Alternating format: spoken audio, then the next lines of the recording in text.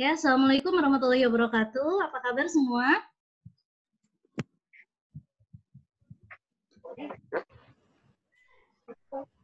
Alhamdulillah, hari ini kita akan mengadakan acara webinar ini dengan narasumber dari praktisi.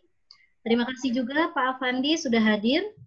Kemudian dari teman-teman dari Jakarta, terima kasih juga sudah hadir. Dan mahasiswa bisnis digital, semuanya terima kasih sudah hadir pada waktunya. Baik, sebelum kita mulai, kita akan melihat susunan acara terlebih dahulu ya. Susunan acaranya akan saya share-kan.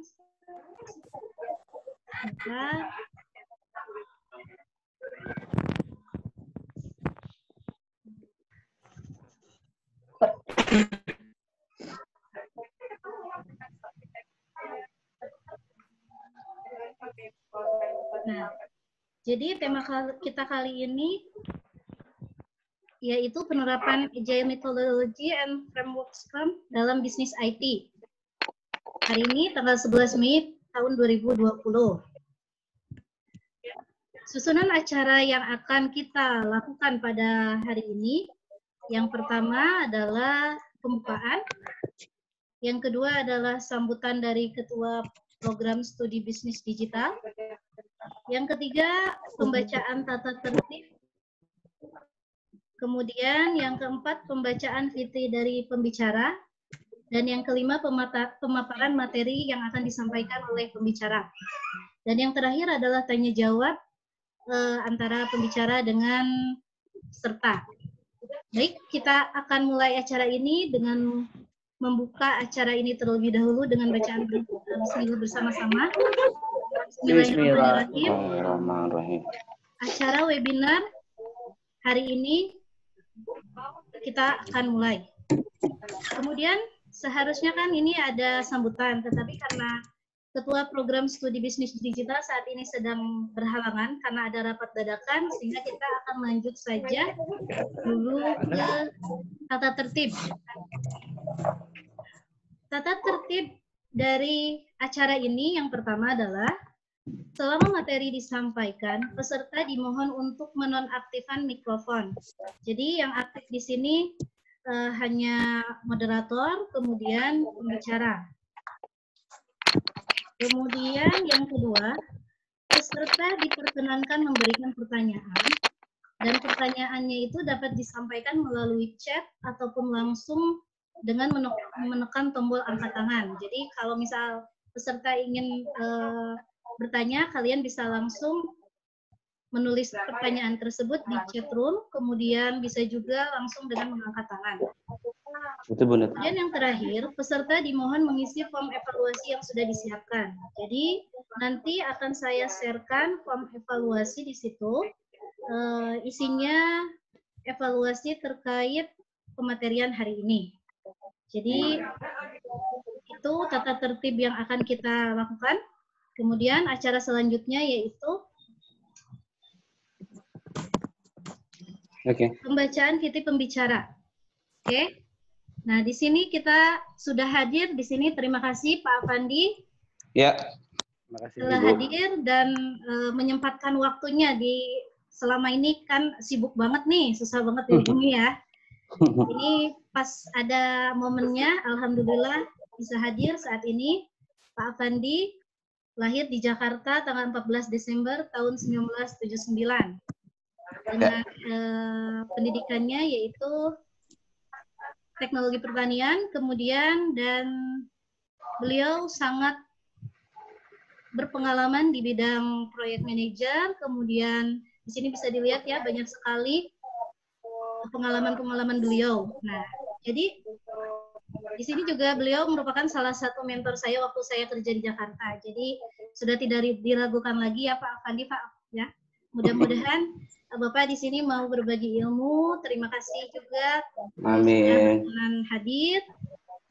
Kemudian di sini ada fotonya nih. Di sini Pak Afandi merupakan ayah dari 3 orang anak dengan semuanya perempuan. Jadi satu-satunya laki-laki ya Pak ya di keluarga. Iya, betul. Ya. Itu saja untuk PT dari pembicara. Mungkin kita bisa mulai langsung ya Pak Afandi ya. Baik, Mbak. Biar panggilnya Ibu ya. Boleh, apapun boleh Pak. Jadi panggilnya Ibu.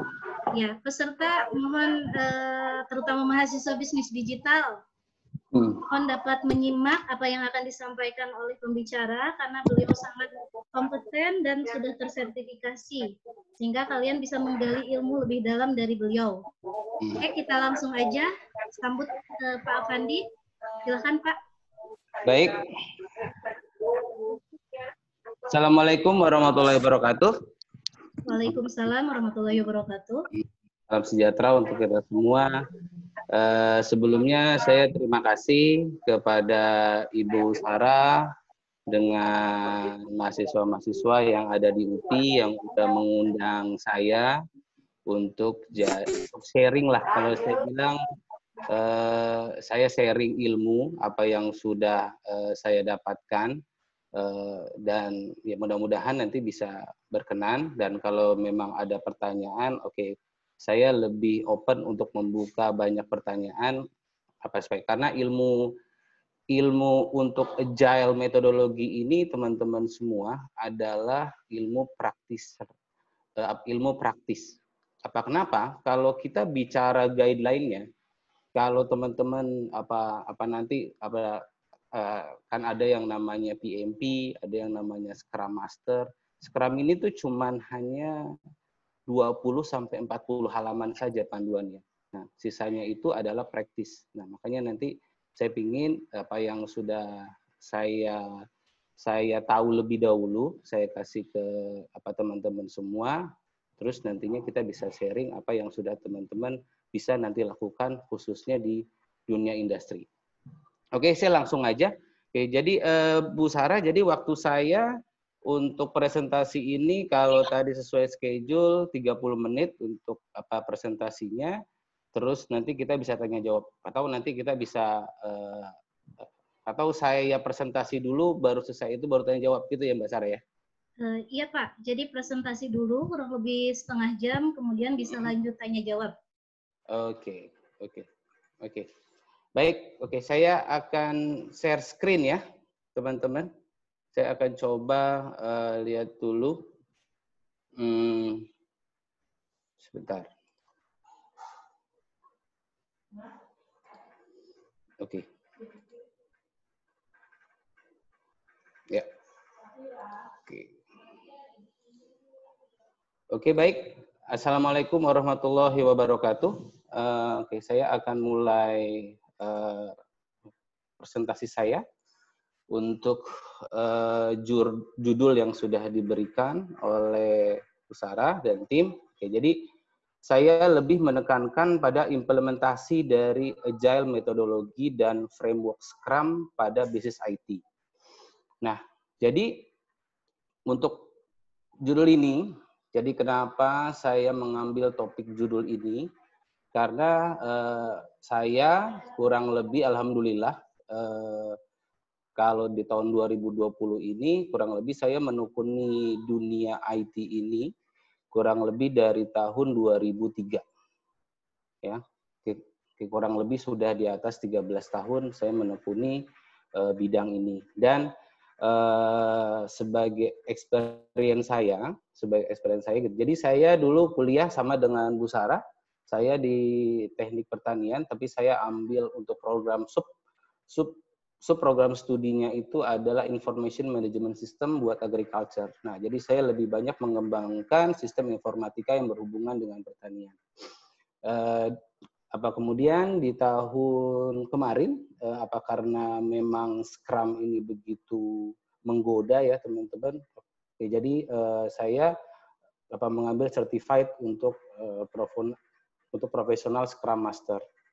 Nah, tapi sebelumnya pun mulai tahun 2003 saya sudah menggeluti dari bisnis analis di perusahaan industri yang bergerak di bidang agriculture. Ya, ini seperti Asian Agri Group, BGA, First Resources Group. Terus kemudian mulai tahun 2016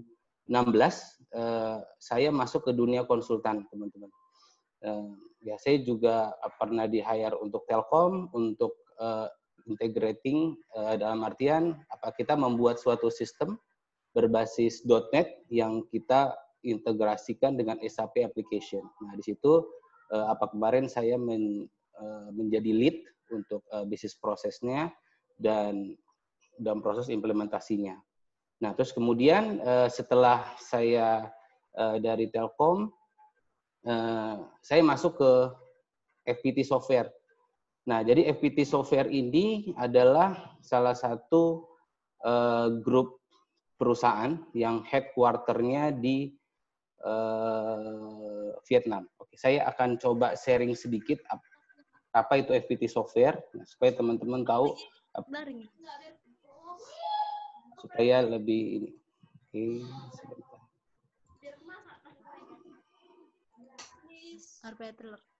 Oke. Kalau saya mau ini dulu gimana? Bentar teman-teman. Udahlah, biarlah ngomong. Biarlah ada ngomong sendiri. Saya mau rubah apanya Bu Sarah, screen-nya bentar ya. Iya Pak, silakan.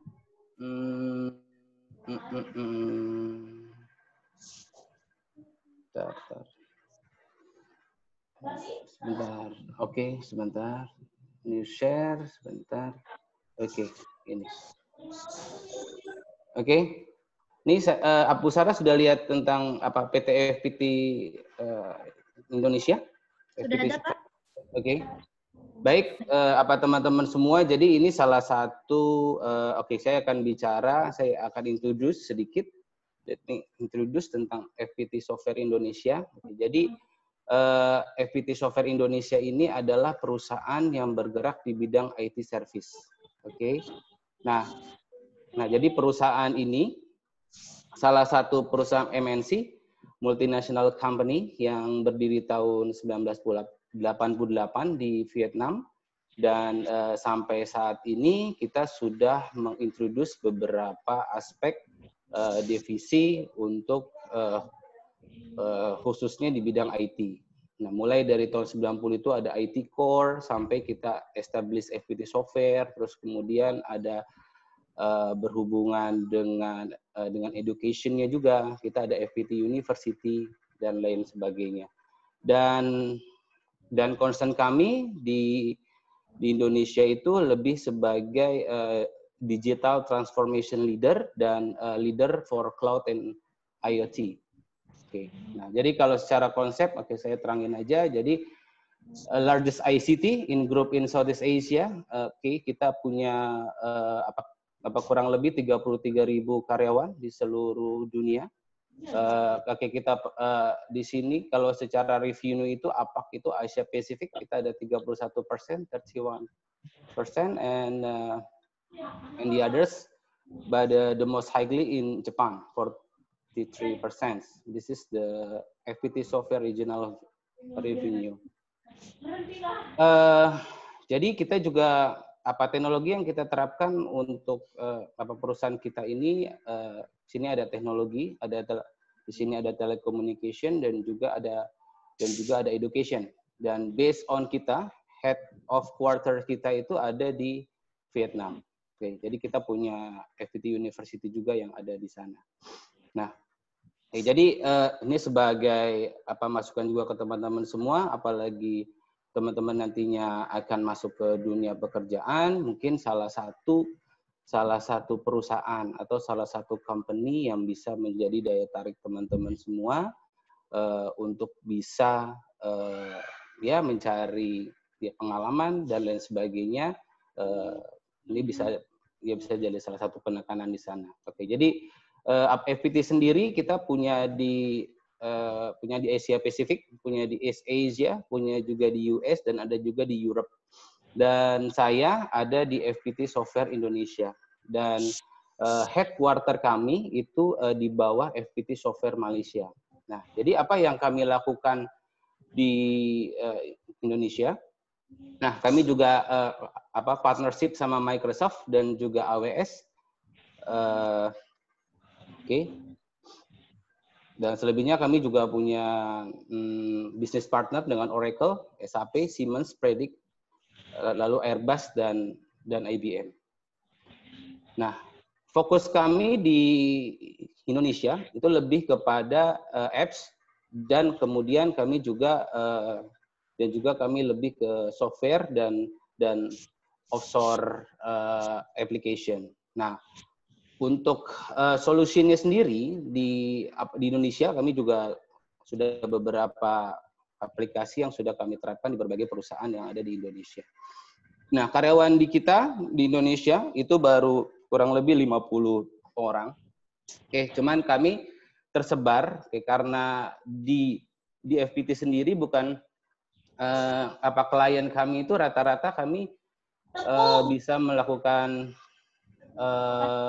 pekerjaan bukan hanya di Indonesia, tapi juga kami melakukan pekerjaan yang ada di offshore. Oke, contohnya sekarang saya juga menghandle untuk pekerjaan yang ada di Petronas yang ada di Malaysia. Oke, jadi saya sebagai project manager, kami juga ada tim yang ada di Indonesia untuk menghandle pekerjaan yang ada di Malaysia dan juga pekerjaan yang ada di Vietnam. Begitu juga yang ada di Vietnam, saya sebagai PM, saya juga punya tim yang tim saya, developer saya itu ada di Vietnam.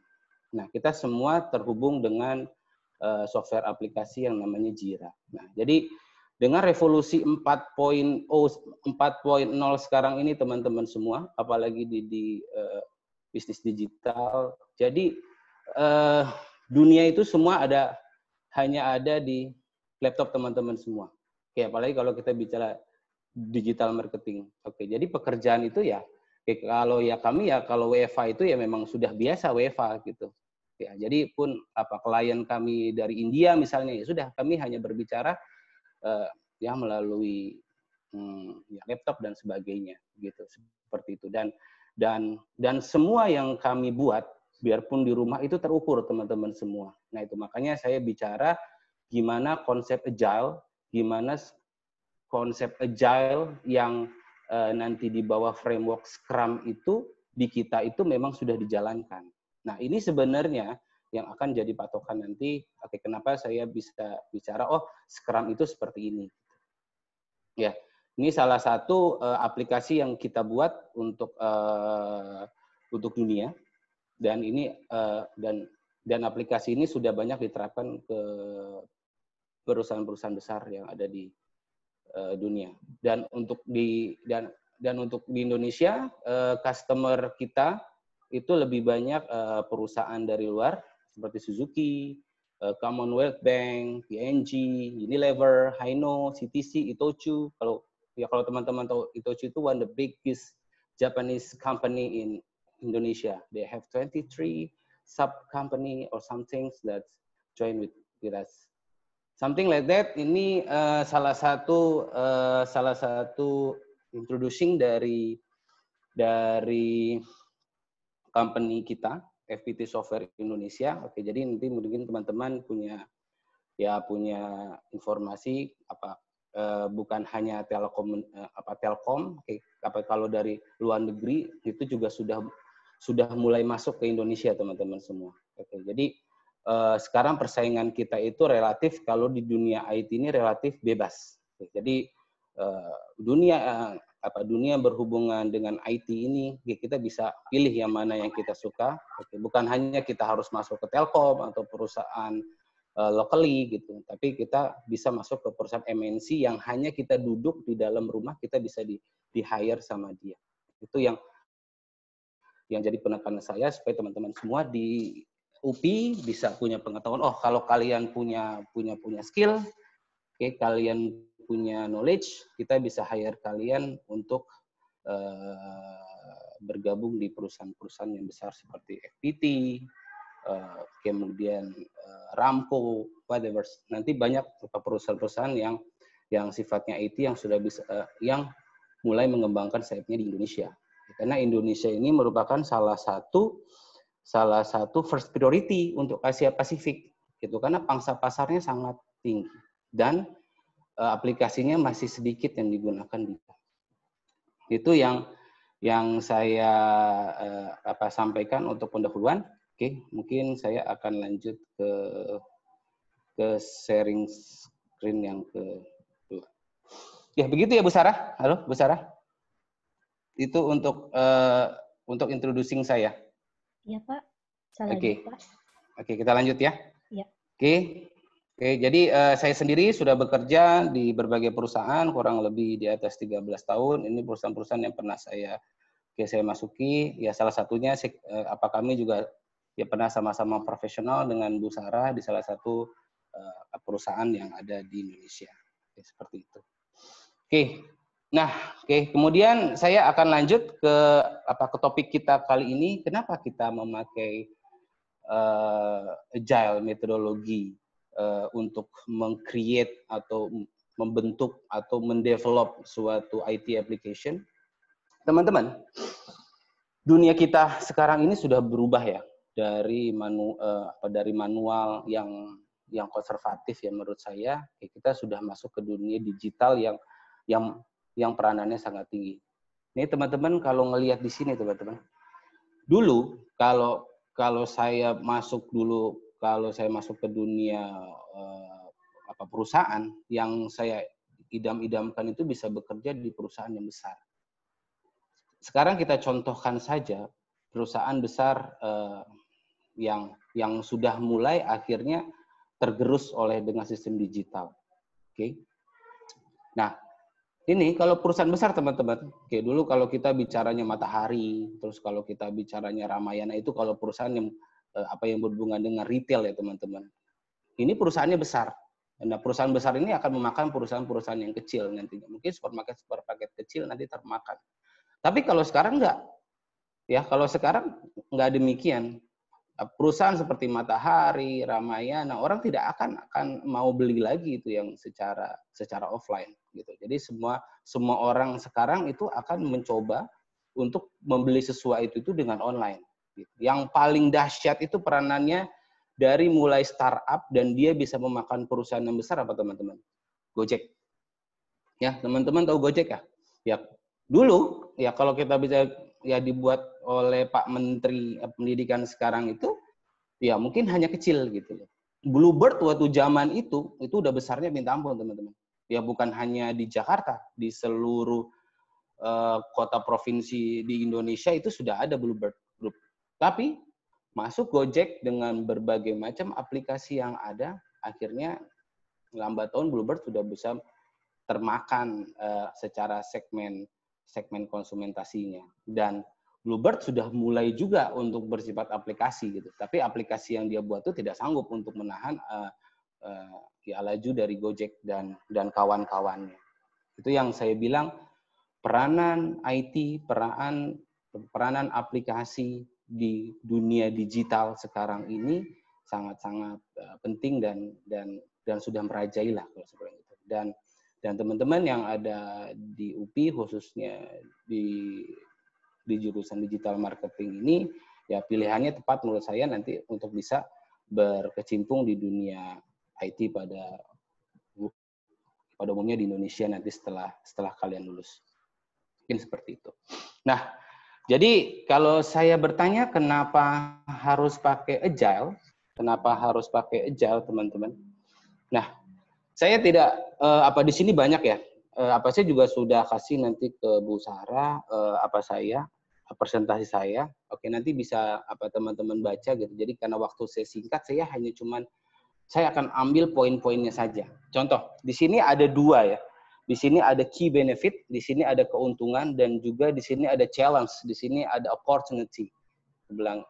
Saya bilang gitu. Ini saya ambil poin pertamanya aja. Oke, contoh teman-teman semua, yang ini bisa jadi sebagai teman-teman akan bekerja nanti kalau kita bekerja di dunia IT, khususnya di software aplikasi.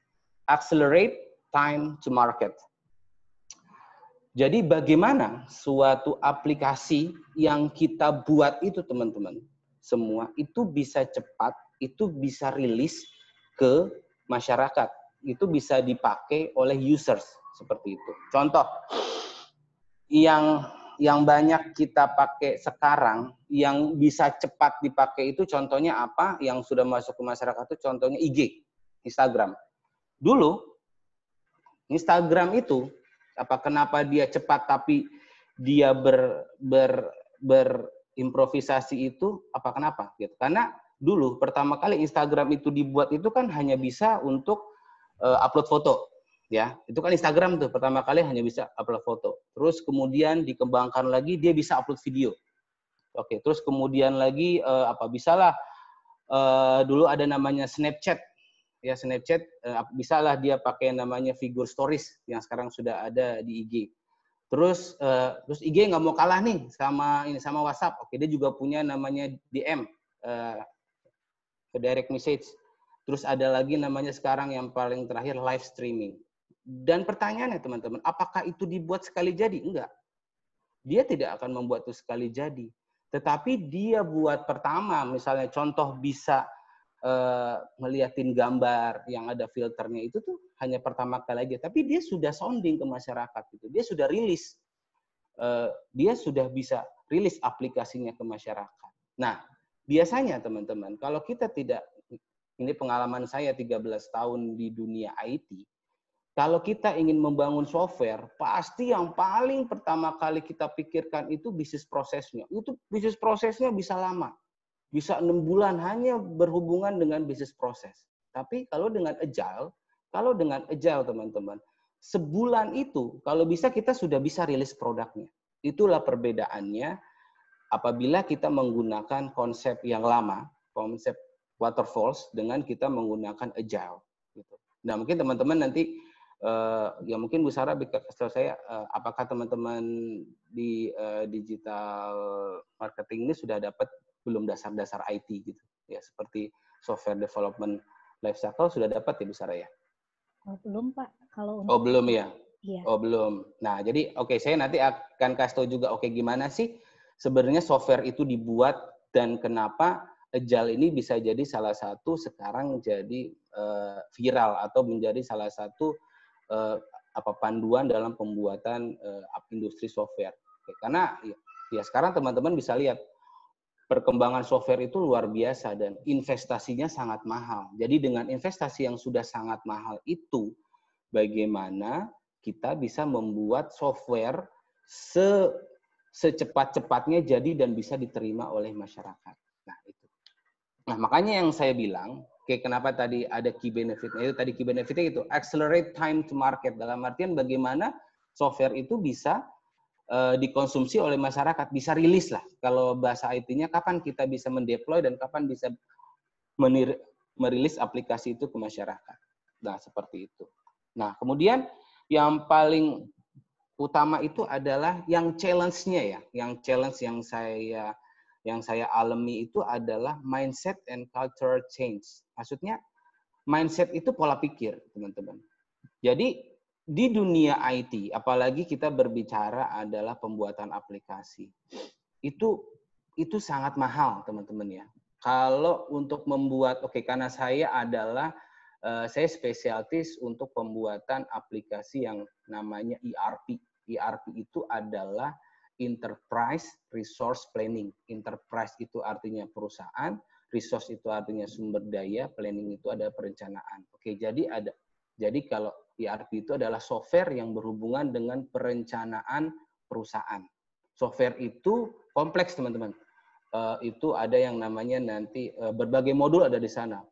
Mulai dari modul accounting, mulai dari modul inventory, sampai ke modul yang bersifat mobile, ada juga modul yang sifatnya production, dan itu minimal harus kita buat dalam tempo kurang lebih 6 bulan itu paling minimal. Itu minimal yang harus dilaksanakan. Dan itu belum tentu siap, dan itu belum tentu jadi. Dan itu kalau mindset sama culture dari teman-teman IT khususnya tidak kita rubah, itu nanti akan membahayakan dari rilis produknya sendiri. Oke, karena kalau di Indonesia khususnya di perusahaan-perusahaan yang konsepnya tidak berbasis IT, maka mereka biasanya punya departemen-departemen. Oke, contohnya begini nih. Kita mau buat suatu web aplikasi untuk suatu misalnya kita punya sebuah industri makanan. Oke, kita akan mengenerate suatu demand yang berhubungan tentang makanan dan kita buat webnya, web page-nya kita buat, web aplikasinya kita buat. Maka waktu pembuatan web aplikasi itu yang di sana pasti banyak peranannya dari divisi-divisi yang ada di perusahaan. Satu, ada divisi sales-nya, ada divisi research-nya, ada divisi dari production-nya, dan bagaimana ketiganya ini harus kita libatkan untuk pembentukan bisnis proses supaya jadi suatu web aplikasi untuk makanan. Nah, ini tidak gampang, teman-teman, gitu. Oke, karena setiap orang yang ada di perusahaan, apalagi karena biasanya IT itu adalah suatu departemen yang ada di perusahaan. Oke, jadi kalau kita berbicaranya perusahaan, teman-teman, itu nanti ada namanya departemen accounting, ada yang namanya departemen pembelian. Accounting itu artinya departemen keuangan. Terus ada yang lagi yang namanya departemen pembelian atau purchasing, ada yang namanya lagi departemen production, ada lagi departemen IT. Nah, IT ini jadi salah satu bagian dari departemen ini. Tetapi waktu kita ingin membuat satu aplikasi, si IT ini kan hanya support. Dia ini membutuhkan tim-tim yang berasal dari departemen-departemen yang lain untuk membuat aplikasi. Contohnya tadi yang saya buat seperti itu. Dan itu kita butuh keseriusan. Nah, makanya banyak aplikasi yang akhirnya tidak jadi di perusahaan dan lama perkembangannya begitu-gitu. Karena cultural change-nya tidak rubah. Istilahnya tidak ada yang mandatori di sana. Maksudnya kalau kita ingin membuat suatu aplikasi itu harus ada orang yang benar-benar fokus mengerjakan aplikasi itu. Oke, tidak bisa itu hanya setengah waktu. Oh, kalau IT itu kan gampang, tinggal buat aja ya codingnya segini segala macam gitu. Dan itu biasanya kalau sudah berpikir seperti itu, dan itu rata-rata ya yang ada di Indonesia yang pernah saya temui itu mereka terlalu menganggap gampang. Itu Pak bisa contoh aja dari aplikasi yang ini, aplikasi ini. Yakinlah itu tidak akan bisa terselesaikan. Dan ini nanti PR bagi teman-teman semua. Dunia IT itu sangat kompleks, teman-teman semua. Oke, jadi kita perlu juga mindset-nya, strong leadership-nya itu harus ditekankan di sana. Nah, seperti itu. Nah, yang akan menjadi penekanan saya di sini adalah bagaimana kita akan bisa menjadi seorang yang agile. Agile itu adalah seorang yang lincah. Dalam artian agile itu adalah bagaimana suatu produk yang akan dihasilkan oleh perusahaan itu segera bisa dirilis, segera bisa dipakai oleh users yang ada di lapangan. Nah, salah satunya ini yang saya pelajari. Ini dari sekian banyak ini yang kata menurut saya paling titik the mostly is very important is how to reduce delivery risk through iteration rather than big bang. Maksudnya seperti itu, teman-teman.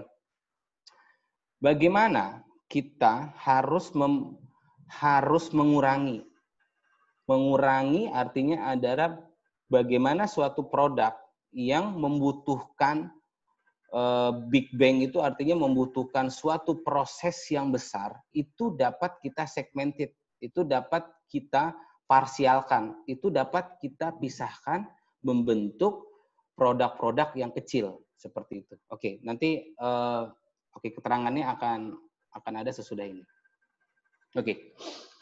Oke, jadi kalau tadi saya sudah berbicara tentang agile, tentang apa itu agile dan konsepnya bagaimana sebuah aplikasi Gojek yang sekarang sudah menjadi Dekakorn bisa mengalahkan ya Bluebird dengan transform dia punya teknologi. Nah, sekarang saya tahu Gojek bisa berperan seperti itu karena dia menganut konsep agile. Konsep agile itu artinya lincah gesit. Gojek dulu hanya aplikasinya cuma hanya Gojek. Sekarang udah ada namanya GoSend, udah adanya GoBox, ada GoLive, ada whatever, sudah banyak lah yang ada di sana. Tapi dia tidak membuat itu langsung jadi, teman-teman. Tapi dia buat itu adalah bersegmentasi. Itu yang saya bilang adalah agile itu adalah konsepnya adalah iteration. Konsep agile itu bukan Big Bang. Gojek itu tidak langsung membuat yang namanya GoFood, tidak langsung namanya buat Gojek, langsung yang namanya buat GoSend, buat GoBox. Enggak, dia hanya buat GoSend dulu kan. Seperti itu. Tapi sembarinya waktu, dia parsialkan.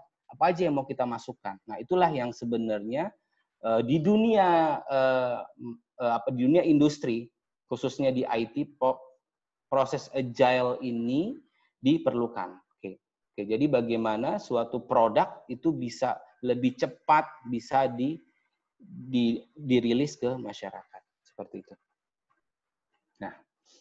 Oke. Nah, jadi yang akan saya tekankan di sini teman-teman semua. Jadi agile itu bukan teknologi ya. Agile itu bukan teknik. Agile itu adalah mindset. Agile itu adalah mindset yang ada di kepala kita. Oke. Dan nanti agile itu nanti dideskripsikan atau diterangkan ada 4 value. 4 value nanti saya akan terangkan. Nah, lalu didefinisikan lagi. Oke, jadi dia ada 4 pondasi, nanti dari 4 pondasi itu ada 12 prinsipal dan selebihnya ya teman-teman buat ini adalah praktis. Sangat berbeda kalau kita belajar PMP atau Professional Project Management. Saya juga sudah belajar itu bukunya itu ratusan lembar. Nah, gitu. Tapi kalau kita berbicara Scrum ini dia opposite ya dari PMP kayak gitu. Jadi dia lebih menerangkan mindset-nya. Selebihnya nanti practicing yang ada di lapangannya itu kita sebagai seorang practicing lapangan kita harus meng-create suatu rules-nya sendiri. Nah, makanya nanti di Scrum itu ada yang namanya rules untuk mengaktifkan dari bisnis tersebut. Oke, nanti saya akan pelajari. Sebagai acuan teman-teman, ini kalau setengah jam atau sejam atau 2 jam ini tidak selesai ya gitu ya. Pasti tidak akan selesai. Saya hanya belajar konsepnya saja. Gitu karena waktu saya pelajari ini kurang lebih untuk teorinya saja waktu itu saya 2 hari, terus saya dikasih waktu untuk seminggu untuk mempelajari lagi, terus kemudian kita ada sharing lagi hampir 1 bulan saya fokus untuk pelajari ini dan itu berhubungan dengan technical pula, itu habis itu saya baru dites. Jadi kalau sekarang sih teman-teman yang penting tahulah oh ini ya yang namanya agile, oh inilah yang namanya Scrum gitu ya. Tapi kalau untuk tahu lebih dalam bagaimana aplikasinya, ya mungkin kita ya nanti akan ada session berikutnya. Karena untuk waktu 1 sampai 1,5 jam ini pasti tidak akan cukup untuk itu. Jadi saya lebih menggambarkan secara teoretikalnya dan aplikasinya yang sangat-sangat diperlukan di dalam pembuatan software aplikasi itu apa gitu. Ya, seperti itu teman-teman ya. Oke, jadi agile itu adalah mindset. Jadi agile itu bukan teknik pembuatan software, bukan. Agile itu adalah mindset yang dideskripsikan dalam 4 value atau 4 nilai, terus nanti ada prinsipal-prinsipal yang harus ditekankan di sana. Nah, seperti seperti itu. Nah, ini. Saya mulai dulu dari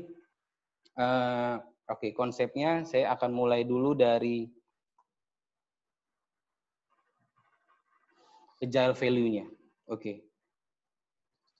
Nilainya itu apa sih sebenarnya? Jadi kalau saya lihat nilai dari agile itu artinya bagaimana kita itu bisa mengembangkan atau kita bisa membuat suatu, ini kalau kita berbicara dengan untuk IT development, meng-create suatu aplikasi yang kompleks dan dapat diterima oleh masyarakat dalam waktu singkat. Itu sebenarnya. Dan prosesnya teman-teman, ini ada 4. Ini kalau secara values-nya yang harus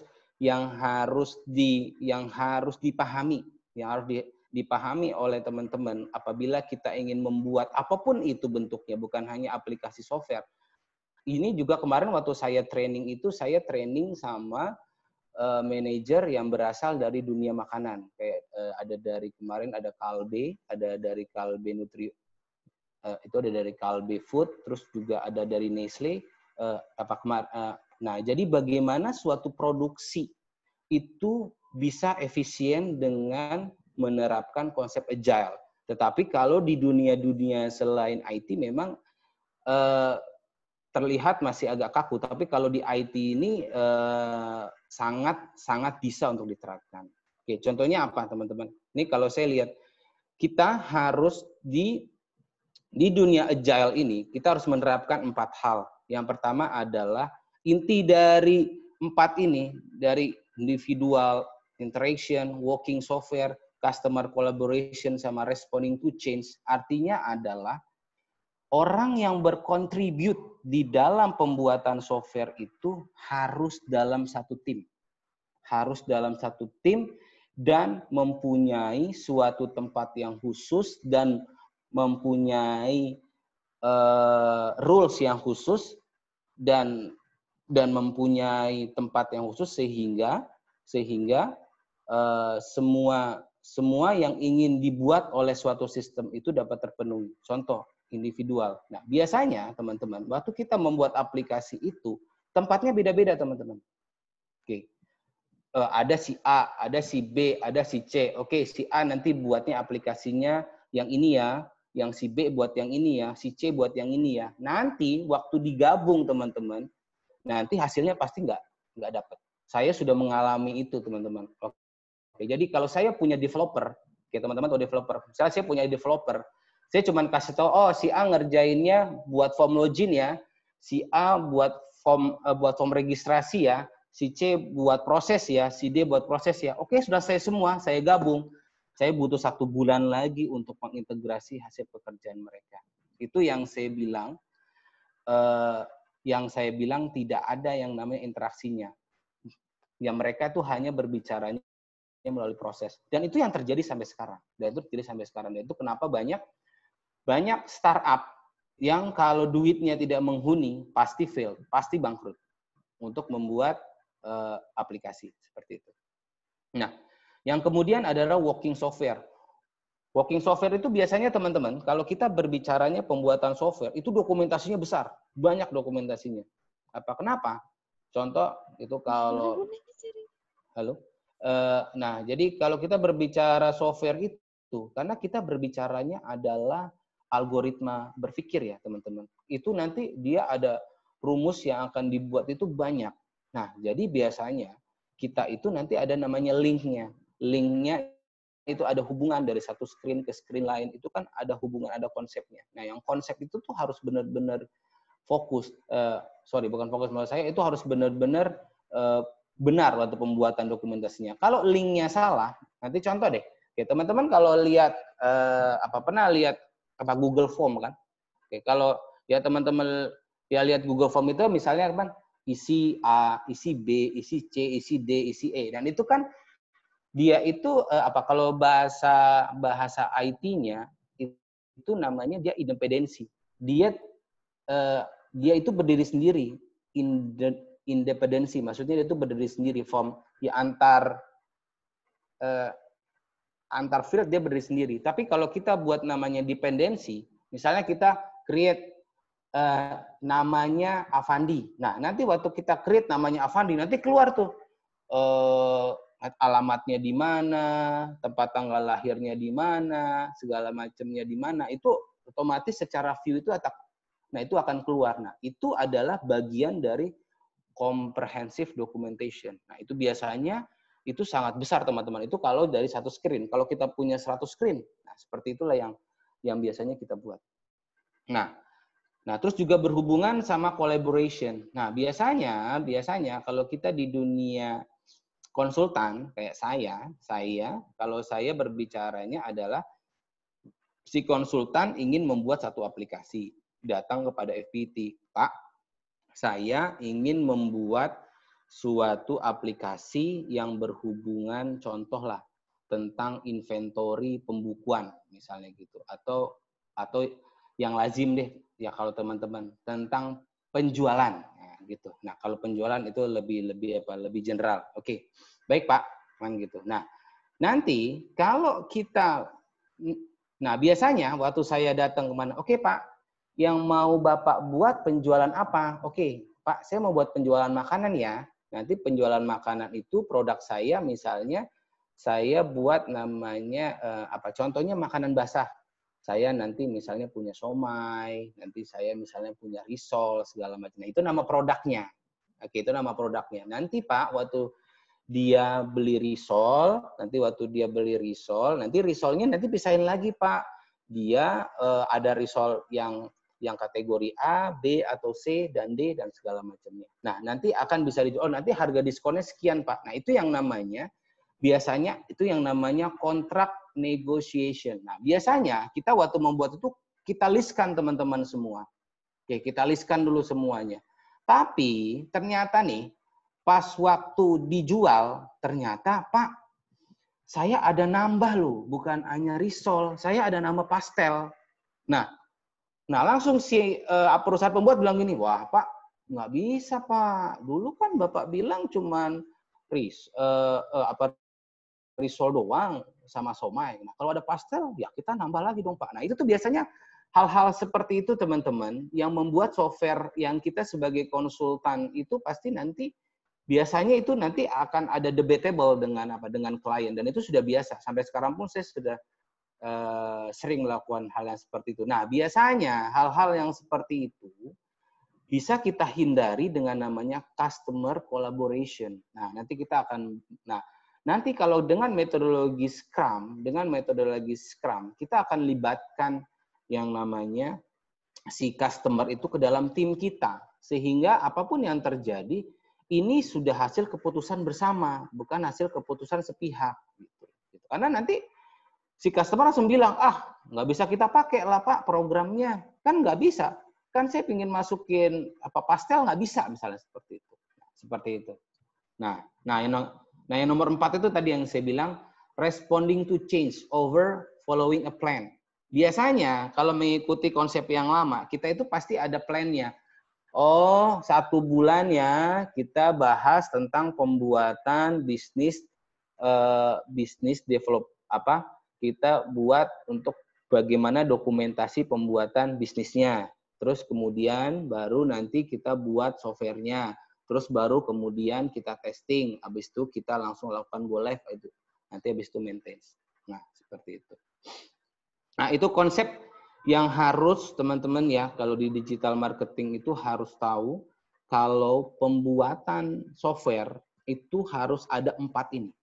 Ada individual interaction, ada working software, ada customer collaboration, dan ada responding to change. Itu yang akan terjadi. Kalau nanti teman-teman akan menggeluti dunia software, khususnya pasti 4 hal ini, teman-teman boleh tanya sama yang ada di dunia IT, pasti mengalami 4 hal ini. Jangankan itu, teman-teman yang coba-coba aja, misalnya mau coba untuk freelance lah. Oke, Pak, saya mau cobalah untuk bikin aplikasi aplikasi kecil, web gitu loh. Misalnya based on-nya, misalnya pakai PHP atau misalnya pakai WordPress, itu sama. Hal-hal seperti ini pasti kalau nanti sama si klien nanti akan bilang, kayak mau buat seperti apa? Oh, saya mau logonya kayak gini ya. Nanti waktu nanti teman-teman buat, pas waktu kita rilis ke klien, wah, kok logonya kayak gini ya? Kan kemarin kita janjinya begini ya, Pak. Nah, itu tuh hal-hal seperti ini yang kadang membuat antara tim software pembuat dengan tim klien itu biasanya ribut, teman-teman. Nah, jadi dengan adanya agile ini, bagaimana proses yang tadi bisa membuat gap itu bisa kita kurangi atau kita hindari seperti itu. Nah, dari 4 hal itu, nah di sini ada 12 prinsipal yang harus teman-teman pahami. Nah, sebenarnya ini adalah bisa ala biasa ya. Maksudnya ini yang kita alami keseharian. Biasanya dengan menganut agile principle ini, dengan konsep prinsipal ini, jadi dengan agile nanti kita bisa deliver frequently, lebih cepat pengirimannya. Oke, kita work together, face to face, working software, continuous attention, maksudnya selalu memperhatikan. Nah, biasanya kalau sudah dokumentasinya banyak teman-teman, itu tim-tim. Nah, ini saya kasih tahu aja rahasianya programmer, yang semua programmer mau dari India, mau dari Malaysia udah pengalaman sama orang-orang India, sama orang-orang Vietnam gitu. Mereka teman-teman yang orang-orang programmer ini, mereka itu seperti tukang jahit. Tahu nggak tukang jahit maksudnya? Kalau kita suruh A, mereka A kerjain. Tapi kalau nanti A ditambah B, mereka nggak mau. Pak, kan nggak ada dokumentasinya. Pak, kan kemarin kita dibilangnya tidak seperti ini. Kan buat ini kan susah, Pak. Bla bla bla bla bla bla. Wah, itu. Nah, yang seperti ini kalian teman-teman nanti akan halami apabila nanti terkait dengan programmer gitu. Karena programmer itu bisa dibilang jantungnya dari pembuatan IT. Cuman programmer juga tidak semuanya tahu, teman-teman. Dia tidak semuanya tahu. Nah, makanya kalau kita bicaranya nanti di dunia IT, khususnya ada tim yang akan berhubungan sama development, itu bukan hanya programmer, tapi nanti ada yang namanya business analyst, nanti ada yang namanya tester atau QA, ya. Oke, nanti ada namanya kalau di Scrum itu kita kenal ada namanya Scrum Master, ada yang namanya mungkin tester dan segala macam. Nanti saya kasih panduannya ini ke Bu Sarah, nanti teman-teman bisa pelajari lah dari sini. Nah, ini jadi kalau kita berbicaranya agile, tadi agile itu kan bisa dibilang ada namanya mindset. Nah, kalau tadi saya bicaranya Scrum itu adalah salah satu framework-nya agile, Nah, di dunia IT, khususnya di dunia itu tuh bukan hanya Scrum, teman-teman semua. Oke. Nah, di situ ada namanya Scrum. Nah, Scrum itu kenapa Scrum sangat populer? Nah, itu kalian bisa baca itu. Karena dia sangat praktis, successful, karena berhubungan sama time biasanya dan berhubungan sama bisa memotivasi karyawan sendiri. Karena kalau kalian kalau 100 one way of Toyota is big success, itu mereka tidak memakai Scrum. Mereka framework-nya memakai Kanban. Oke, teman-teman nanti kalau ada waktu coba baca bagaimana Toyota itu bisa berhasil dalam konsep produksinya. Mereka menggunakan framework Kanban untuk proses manajemen production mereka. Nanti teman-teman bisa belajar itu. Oke, mungkin nanti Bu Sarah bisa baca juga gitu. Jadi prosesnya bukan hanya Scrum, tapi Scrum ini adalah bagian dari practicing dari Agile. Nah, di Indonesia, khususnya di Asia, kita lebih banyak memakai Scrum untuk kalau di dunia IT sendiri, karena lebih praktis dan lebih bisa mengarah ke efisiensi. Oke, di sini saya tidak akan bicara Kanban, tapi saya akan bicara Scrum. Nah, ini saya akan coba jelaskan sedikit bagaimana sih cara membuat software itu. Nah, jadi cara membuat software dulu awal-awal teman-teman. Waktu saya zaman-zaman tahun masih 2000-an gitu ya, 2002 itu kita buat konsep software itu pertama kita harus lakuin dulu analisnya. Analis itu begini teman-teman. Misalnya kita ingin membuat suatu aplikasi yang berhubungan dengan penjualan misalnya seperti itu. Oke, kita akan buat. Nah, sekarang yang mau kita jual itu apa? Nah, itu yang harus diperhatikan. Nah, setelah dijual, barang yang dijual itu sumbernya dari mana? Nah, itu tuh. Nah, itu analis dulu tuh teman-teman. Nah, itu biasanya nanti tim BA itu yang akan membuat tuh, namanya business analyst. Oke. Nah, tim BA namanya. Tim BA akan membuat analisnya. Oh, nanti akan dibuatlah flowchart-nya. Oke, Pak. Oke, jadi nanti kita akan menjual nih. Misalnya kita ada di industri makanan, kita akan menjual suatu produk. Nah, yang produknya ini sumbernya dari produksi. Nah, gitu. Nah, nanti produksinya dimasukin ke dalam gudang. Nah, dari produksi itu, kemudian nanti kita buat aplikasinya, langsung masuk ke gudang, nanti kita, nah barang yang ada di gudang itu kemudian kita keluarkan dan kemudian kita jual. Nah, jualnya kemana? Jualnya misalnya kita jual ke langsung ke distributor, atau kita langsung jual ke market, atau kita langsung jual langsung ke pasar-pasar kecil gitu. Misalnya seperti itu gitu. Kalau waktu saya di Nestle, kita langsung jual bukan hanya ke perusahaan besar atau kita namakan distributor, tapi kita langsung jual juga ke market-market kecil, misalnya ke supermarket, kita langsung jual ke toko-toko kecil seperti itu. Nah, kemudian dari analyze, nah nanti ada yang namanya sistem analis, teman-teman. Sistem analis itu adalah orang yang meng-create dari apa yang sudah dibuat oleh bisnis analis menjadi coding atau menjadi struktur coding. Nah, itu yang namanya kita bilang sistem analis. Sistem analis itu nanti yang berperan untuk pembentukan table-table.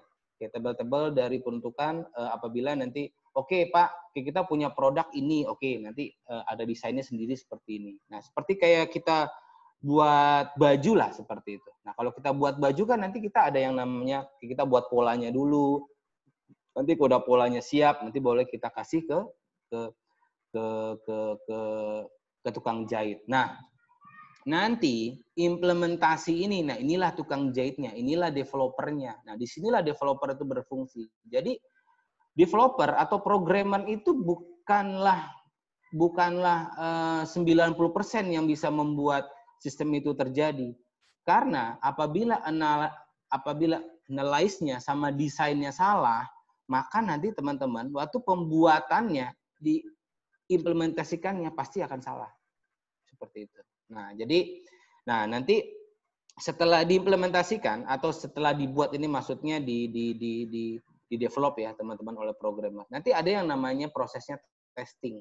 Testing itu artinya setelah software itu dibuat, pasti nanti berhubungan dengan proses penginputannya. Nah, nanti proses penginputannya itu nanti ada yang namanya user acceptance, ada yang namanya user integration gitu. Nanti teman-teman kalau nanti sudah mulai belajar sedikit tentang IT programmer, nanti akan tahu bagaimana proses testing tersebut. Nah, setelah testing selesai, biasanya kita deploy, teman-teman. Nah, waktu membuat software ini tidak seperti membuat rumah. Misalnya kalau buat rumah kan sudah jadi nih pondasinya. Di situ kita buat, di situ kita cat, di situ kita rapikan rumahnya, di situ kita bikin tangga. Enggak seperti itu, teman-teman. Biasanya nanti kalau kita bicaranya ada yang namanya environment software. Nah, biasanya itu kita punya database-nya berbeda-beda, teman-teman. Apalagi kalau kita di dunia financial teknologi ya. Saya kemarin banyak berkolaborasi dengan Commonwealth Bank membuat suatu mobile application buat ATM gitu, buat dia pengeluaran uang gitu. Itu teman-teman, database-nya itu kayaknya kan gampang ya gitu. Kalau teman-teman pakai yang namanya banking, e-banking itu kayaknya gampang gitu ya. Oke, masukin ini terus bisa transfer gitu. Tapi proses di dalamnya itu sangat-sangat rumit. Itu bisa meliputi 10 atau 20 database dan itu punya security-nya berlapis-lapis, teman-teman. Dan itu nanti ada di proses testing ini. Proses testing ini. Dan itu tuh bukan kayaknya gampang ya. Kayak kita masukin 50.000 langsung tertransfer. itu prosesnya bisa memakan kurang lebih 5 sampai 10 database yang berbeda-beda untuk security-nya. Seperti itu. Nah, kalau sudah selesai pun, itu tidak langsung dimasukkan ke langsung, kita namakan adalah database production. Nah, biasanya dia tidak langsung masuk ke database production, teman-teman. Nanti ada yang namanya database migration, nanti ada yang namanya database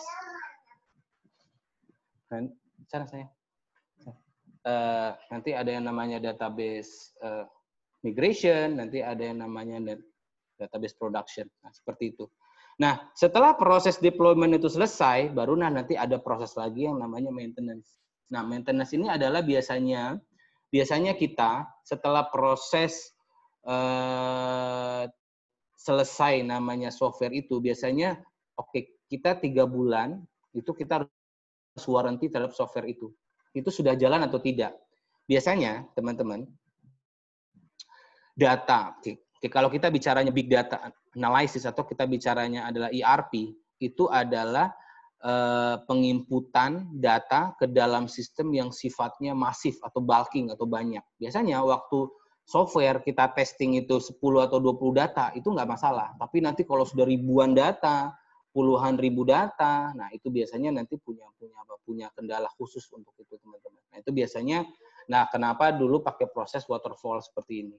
Nah ini proses yang menurut saya masih tetap dipakai sampai sekarang. Tetapi dengan proses metode agile, dengan metode Scrum ini, teman-teman, kita membuatnya menjadi iteration. Kita membuatnya menjadi lebih simple atau menjadi bertahap, ya seperti itu. Nah ini kita buat ini. Oke, kalau tadi kita buatlah ini suatu proses yang tadi ini misalnya 6 bulan, mulai dari analysis, design, implementation, sama maintenance ini 6 bulan, maka kita membuat produk kecil ini sampai membuat produk besar ini bukan 6 bulan, tapi kita sudah bisa melihat produk kecil ini dalam waktu 1 bulan. Oke, kemudian kita membuat produk yang kecil ini menjadi produk yang ini 2 bulan. Nah, yang kedua menjadi ketiga, ini 3 bulan. Yang ketiga, keempat misalnya, kita buat itu 2 bulan. Oke. Jadi kita tidak harus menunggu selama 6 bulan untuk menjadi produk yang besar ini. Tetapi dengan proses 1 bulan, kita bisa mendapatkan suatu produk. Nah, itu yang kita namakan adalah metodologi Scrum. Seperti itu. Nah, seperti itu. Nah, ini yang saya bilang, teman-teman. Nah, kalau waterfalls, ya, teman-teman, kalau yang namanya waterfalls ini, dari analysis sampai maintenance, ini waktunya 6 bulan. Nah, tapi kalau di agile, kalau di agile, ini, teman-teman semua, kita blender semuanya, kita masukkan semuanya, terus kemudian kita segmentasikan. Oh, yang ini nih bisa terbit 1 bulan. Oh, yang ini bisa terbit 1,5 bulan. Oke, yang ini bisa terbit ke 3 bulan ke depan. Oke, yang ini bisa terbit 4 bulan ke depan. Nah, itulah yang namanya agile, teman-teman. Agile itu jadi artinya cepat, bagaimana kita bisa merilis suatu produk itu yang kalau dengan konsep waterfalls itu jadinya 6 bulan, tapi kalau dengan proses agile, kita bisa bertahap untuk menjadikannya, tapi produk itu bisa kita rilis. Seperti itu. Nah, ini konsepnya seperti ini. Ya. Oke, tadi kalau kita bilang, nih di sini, dari mulai plan sampai deploy itu butuh waktu 6 sampai 12 bulan. Tetapi dengan kita memakai konsep agile, ini kita bisa melakukan plan, analyze, build, test, deploy ini 2 sampai 3 bulan. Terus yang ini 2 sampai 3 bulan dan 2 sampai 3 bulan. Oke, jadi konsep barang jadinya itu kita bisa bukan menikmati setelah 12 bulan ke depan, tapi 3 bulan kita sudah bisa menikmati hasilnya. Itu konsep dari agile yang harus diketahui oleh teman-teman semua. Seperti itu ya. Nah, ini kayak begini teman-teman. Nah, dulu kalau nah ini konsepnya kayak gini. Kalau namanya kita proses waterfalls, nah biasanya, nah nanti kita buat dulu nih bannya sebulan. Terus habis itu kita buat rangkanya dulu nih untuk bulan ketiga. Nah, kemudian kita buat lagi rangka buat mobilnya. Nah, ini buat bulan ketiga. Nah, nanti bulan keempat misalnya ini baru kita jadi mobilnya. Tapi kalau misalnya kita memakai agile, nah kalau kita memakai agile, misalnya kita buat dulu nih. Yang pertama kita buat skateboardnya, misalnya seperti itu. Oh, kita tidak pingin. Oke, yang penting saya bisa jalan dulu deh. Oke, caranya seperti apa? Oke, kita bisa pakai skateboard dulu deh yang pertama. Terus nanti bulan ketiga kita bisa pakai sepeda deh. Oke, nanti bulan kelima kita baru bisa pakai mobil. Seperti itu yang bisa kita lakukan. Tetapi teman-teman gitu, tidak juga kita overconfidence, don't go overboard with agile gitu. Oke, kita juga jangan, oh ya sudah kalau kayak gitu kita nggak usah pakai planning kan gitu. Oh tidak juga seperti itu gitu. Kalau yang namanya di agile kita juga perlu yang namanya adaptive planning dan segala macam. Nanti saya akan jelaskan di slide berikutnya. Nah, jadi yang harus teman-teman tekankan di sini, yang harus diketahui adalah bahwa dengan agile ini atau yang namanya dengan memakai framework Scrum ini, teman-teman, kita akan tahu ada yang namanya MPV, Minimum Viable Product. Yakni Minimum Viable Product covers the minimum set of high value requirement that we need in order to release our product. Oke, jadi intinya adalah bagaimana kita nanti sebagai seorang tim development di Scrum ini harus bisa memilih. Kita harus bisa mencarikan, kita harus men-setting bagaimana produk ini bukan langsung jadinya besar, tetapi kita harus ya dengan practicing yang saya bilang tadi, bagaimana kita bisa membuat minimum viable produknya sehingga kayak seperti saya bilang tadi waktu kita buat Instagram, kan Instagram kan tidak langsung jadi bisa kayak pakai macam-macam kan. Kayak dulu kan konsep Instagram itu pertama kali yang penting ada gambar, terus bisa difilter, terus habis itu bisa dirilis. Nah, seperti itu. Nah, kemudian barulah, nah itu konsep yang pertama. Nah, terus yang kedua dia akan buat lagi kemarin 2 bulan berikutnya. Oke, kita bisa pakai video lah, ya kan gitu. Nah, tapi waktu 1 bulan pertama ini kan sudah bisa rilis nih. Yang cuman bisa keluarin fotonya aja kan sudah bisa rilis kan gitu. Seperti itu. Nah, itu namanya minimum viable products yang di cover. Dan itu yang kita create sekarang, teman-teman. Jadi untuk membuat produk itu kalau bisa sebulan sudah bisa kita launching seperti itu. Nah, itu namanya minimum viable product. Seperti itu. Nah, sama konsepnya kalau kita beli iWatch. Nah, dulu kalau kita bicara iWatch itu, kita buat dulu pertama dari versi 1 seperti itu. Nah, mungkin di sini baru keluar untuk part 1-nya itu tidak ada misalnya link dengan metodologi yang lain seperti ini. Nah, ini versi 1 MVP-nya. Terus nah di sini ada nanti ada versi 1 a black watch with show time dan segala macam. Jadi di dalam aplikasi dari smartwatch kita itu kan, nah biasanya kalau kita beli iWatch itu dia makin versinya ke sini kan biasanya makin bagus kan teman-teman seperti itu. Nah, itulah konsep yang dibuat oleh Apple untuk seperti ini. Dan itu adalah konsep agile yang dianut gitu. Nah, tapi ini mitos ya teman-teman ya. Bukan berarti dengan memakai agile ini segala permasalahan bakal selesai, teman-teman. Jadi agile itu harus dikonsepkan dengan benar. Itu yang harus. Nah, secara practically-nya yang harus diketahui sama teman-teman semua, dengan pembuatan agile ini, maka yang tadinya proses analyze, documentation, implementation itu berbulan-bulan, kita speed up jadi sebulan. Namun dengan proses yang speed up itu yang akan dikorbankan apa? Kalau teman-teman nanti mindset-nya, kalau kita berbicara dari teamwork-nya itu tidak baik, itu juga tidak akan jalan. Nah, itu yang harus dibuat. Jadi kita akan lebih speed up, ya pekerjaan kita akan lebih sering dipantau, karena sebulan jadi. Kalau kita berbicara developer, dulu saya bilang, ntar Pak, saya jadinya 2 bulan lagi. Ya udah, nanti 2 bulan lagi aja. Ntar baru saya lihat pekerjaannya. Padahal nggak seperti itu. Gitu. Itu yang dilakukan. Nah, itu yang yang kita lakukan untuk di Scrum. Oke. Nah, kemudian Nah, kita akan lihat konsep Scrum-nya secara global. Secara global. Scrum itu apa sih? Scrum itu adalah framework. Framework itu apa sih? Framework itu adalah batasan kerja yang harus dibuat. Batasan kerja yang diperlukan untuk melakukan pembuatan produk yang kompleks. Itulah konsepnya. Dengan menggunakan apa? Konsep inspect dan konsep adapt. Konsep inspect dan konsep adapt. Nah, makanya di Scrum itu ada 3 pilar. Maksudnya 3 pilar itu adalah 3 keutamaan yang harus dilakukan oleh tim yang bergabung di sini. Yakni yang pertama adalah kita harus transparansi. Ya, transparansi itu apa, teman-teman? Jadi kalau kita membuat suatu item, kita harus membuat produk.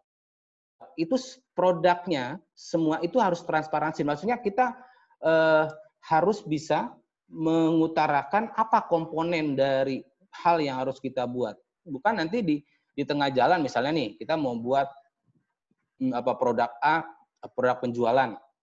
Nah, terus tengah-tengah langsung dibilang, aduh kayaknya di tengah kita harus pakai aplikasi buat pembelian deh, seperti itu. Nah, itu yang nggak bisa, teman-teman. Nah, itu yang bilang, jadi kalau kita mau transparansi, nah konsep di awalnya itu jelas. Nah, banyak perusahaan-perusahaan sekarang, saya hadapi ya sekarang ini adalah, ke klien juga seperti itu, yang saya hadapi. Oke, pertama mereka hanya buat misalnya, Pak, saya mau buat kayak begini. Cuman di tengah jalan, Pak, kayaknya bagusan seperti ini deh. Pak, kalau ditambah screen-nya seperti ini bagaimana, Pak? Kan gitu. Nah, itu kalau itu kita lakukan terus, teman-teman, itu nggak bakal siap produknya. Dan akhirnya itu jadi akan bumerang bagi kita. Nah, konsep di Scrum ini itu harus ada yang namanya transparansi. Transparansi bukan hanya kita sebagai pembuat, tapi si klien kita atau si pemberi tugas kita itu juga harus ngerti gitu loh. Oke, bahwa kita tidak bisa sewenang-wenang untuk menambah aplikasi. Kan gampang itu, Pak, tinggal nambahin screen aja satu loh, gini. Nah, itu konsepnya yang terkadang kita sulit untuk menerka. Dan itu kalau dengan Scrum kita langsung bisa batasin. Oke, kita sudah putuskan ya bersama. Kalau sekarang kita akan merilis ini tanpa ada ini. Nah, itu yang namanya transparan. Nah, kemudian ada yang namanya inspection dan adoption. Nah, ini maksudnya adalah boleh kita stop dulu nggak azan, Mbak Sarah? Iya, Pak, nggak apa-apa. Kita tunggu dulu aja sampai azannya selesai ya. Ya, oke ya, bentar ya. Ya.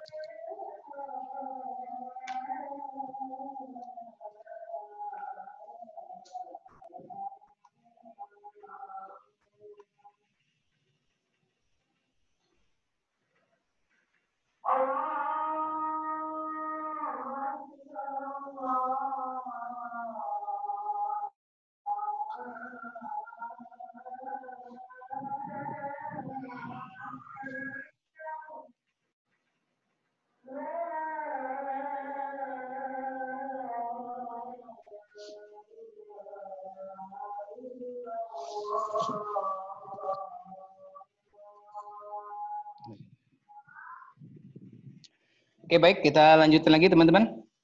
Sedikit lagi, ini slide-nya, pakai slide itu kita bisa tanya jawab. Oke, jadi tadi kita sudah bicara Scrum itu adalah suatu framework yang membatasi pembuatan produk yang kompleks dengan adanya 3 pilar tadi, yakni transparansi, inspection, dan adoption. Nah, 3 pilar ini diwujantahkan dalam 5 value. Ya, ini apa? Oke, jadi kalau kita membuat suatu development, suatu produk, dan ini berhubungannya dengan development aplikasi, maka orang-orang yang terlibat di dalam tim ini harus punya 5 item ini, teman-teman. Respect, dia harus punya respect, dia harus punya komitmen, dia harus fokus, dan dia open terhadap terhadap perlihat pembuatannya. Dan yang satu, dia harus punya courage, dia harus punya keberanian untuk itu.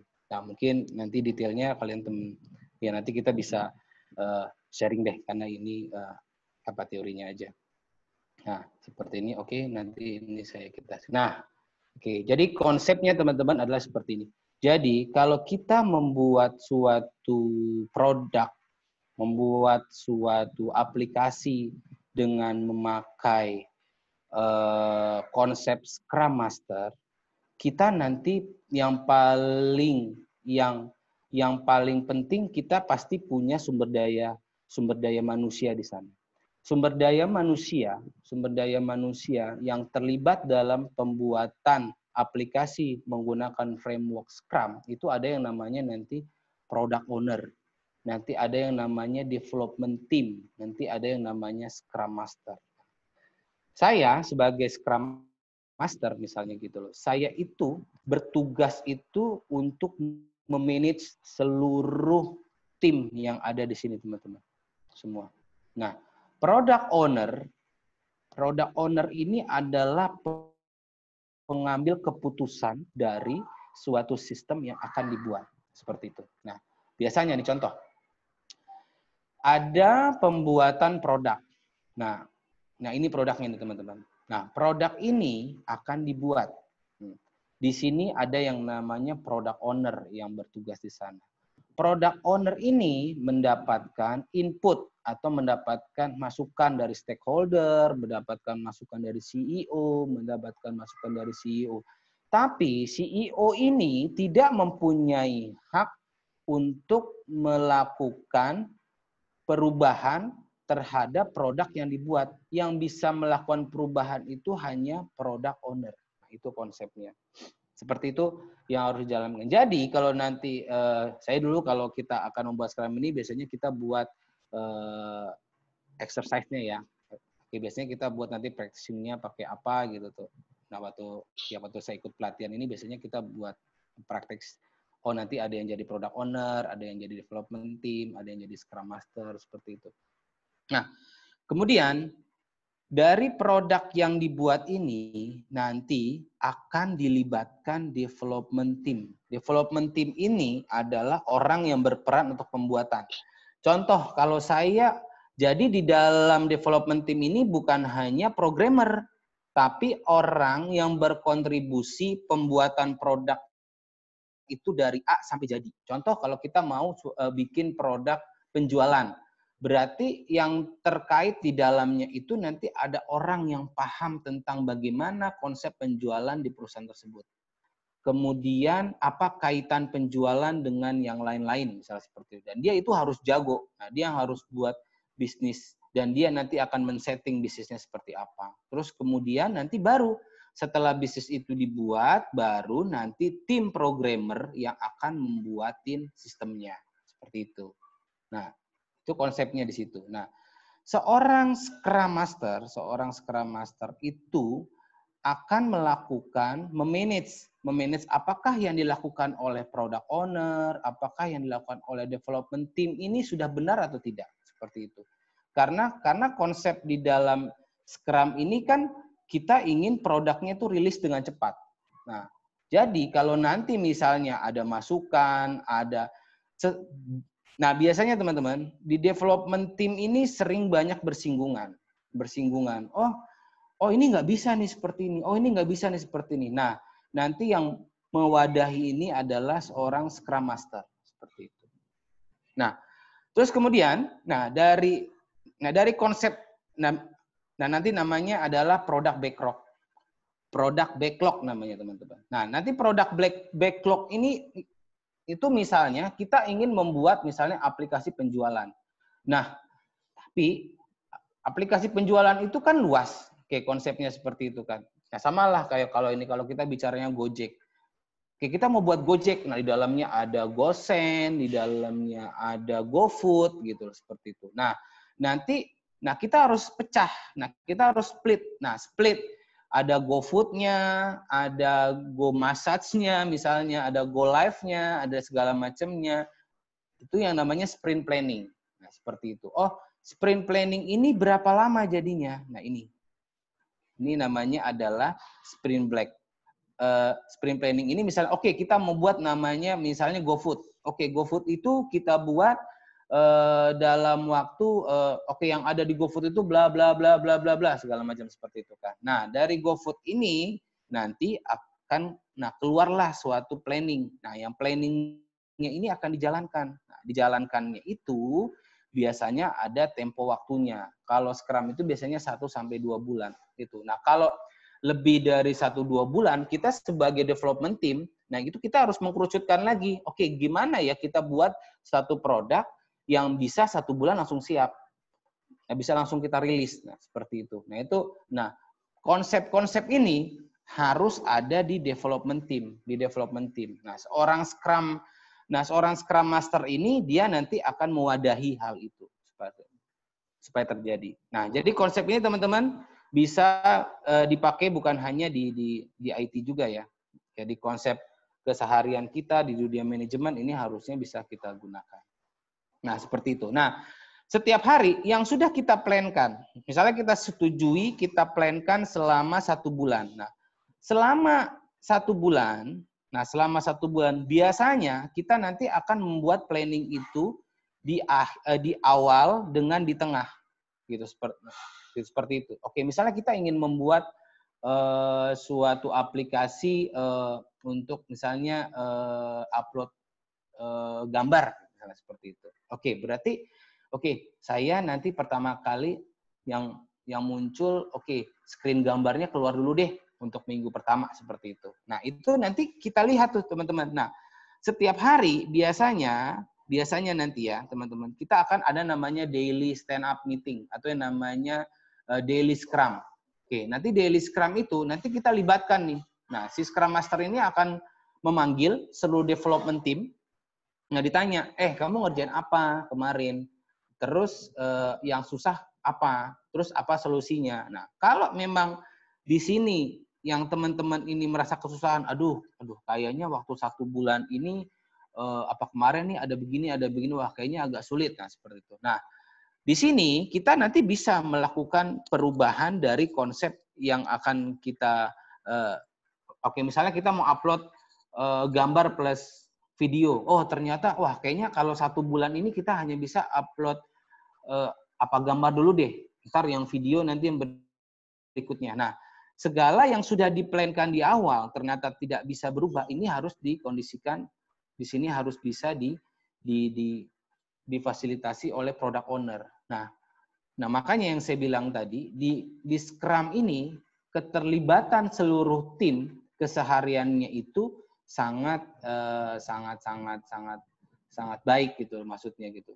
Kita tugas itu harus diselesaikan secara bersama-sama, dan toh kalau ada permasalahan harus segera disolusikan. Supaya apa? Supaya hasil yang kita pastikan itu 1 bulan jadi itu siap gitu, seperti itu. Nah, tapi teman-teman yang harus dipastikan adalah terus ya kan itu planningnya Pak gitu. Kalau nanti tidak jadi seperti apa? Nah jadi seperti ini teman-teman.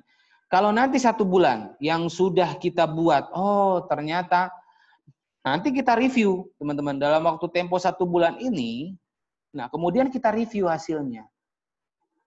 Kita janji kemarin seluruh tim bahwa kita dalam 1 bulan itu kita bisa upload gambar gitu kan. Oke, dengan parameter ABC. Nah, terus, di review nih. Oke, upload gambarnya bisa, cuman nggak bisa difilter gambarnya. Oke, misalnya pakai warnanya grey atau segala macam gitu loh, seperti itu. Nah, kemudian disinilah nanti akan ada yang namanya sprint review dan ada yang namanya sprint retroaktif. Nah, jadi apa? Nah, dengan retroaktif ini nantinya si tim akan kita akan masuk ke sprint selanjutnya atau kita merubah dulu sprint ini gitu. Nah, seperti itu teman-teman. Nah, jadinya kalau tadi misalnya contoh kita mau sprint gambar. Kita bisa upload gambar. Terus ternyata upload gambarnya belum bisa pakai filter misalnya. Nah, dengan sprint retroaktif ini kita buat kita nanti next sprint berikutnya kita nanti akan bisa pakai filter. Ntar kita buat lagi nih teman-teman sprint planningnya. Nah, terus kemudian kita lakukan lagi nanti pembuatannya. Misalnya berapa lama kita buat? 2 minggu atau 3 minggu, nanti jadi lagi. Nah, nanti kalau sudah selesai, nanti seperti itu. Dan ini siklus ini namanya adalah siklus iteration. Nah, itu yang kita bilang namanya metode framework Scrum ini memakai iteration gitu loh. Jadi nanti kalau sudah jadi produk ini, jadi nanti akan banyak iterationnya gitu. Bisa ada 10 kali iterasi, 12 kali iterasi, itu tergantung sama produk yang mau kita launching. Tapi kalau dengan sudah jadi, misalnya kan tadi kita kan mau upload video, upload gambar segala macam gitu ya. Tapi kalau upload gambarnya sudah selesai sampai sprint kedua dan 2 bulan, kita sudah bisa launching itu. Kita sudah bisa rilis itu ke user. Nah, seperti itu adalah metodologi Scrum yang bisa kita jalankan. Nah, seperti ini. Nah, ini kalau seperti ini nih teman-teman. Ini nanti teman-teman nih, kalau kita punya banyak sekali pekerjaan, punya banyak sekali yang harus kita buat. Nah, dengan metode Scrum Master ini kita akan membuat map dan prioritize-nya. Nah, ini konsep ini sebenarnya bisa dipakai untuk keseharian kita manajemen ya. Bukan hanya buat IT saja. Jadi misalnya kita ingin mengembangkan suatu produk, berarti digital marketing atau apa gitu loh. Produknya masukan dari teman-teman itu begitu banyak. Nah, tetapi kita bisa melakukan iteration. Kita bisa melakukan skala priority. Misalnya contoh, kayak kita pengen buat suatu aplikasi yang bisa mengorganize email atau sebanyak ini misalnya. Tapi kita buat nih partisi-partisinya. Kita buatnya bisa search dulu deh, nanti konsepnya yang kedua seperti itu. Nah, itu konsep-konsep seperti ini yang saya buat ini yang saya sudah pelajari ini adalah konsep yang sifatnya adalah berbentuk Scrum. Nah, Scrum itu jadi adalah konsep yang sifatnya iterasi, yang dari produk yang akan kita buat kompleks, tapi bisa rilis dalam tempo waktu yang sudah kita tetapkan, atau dalam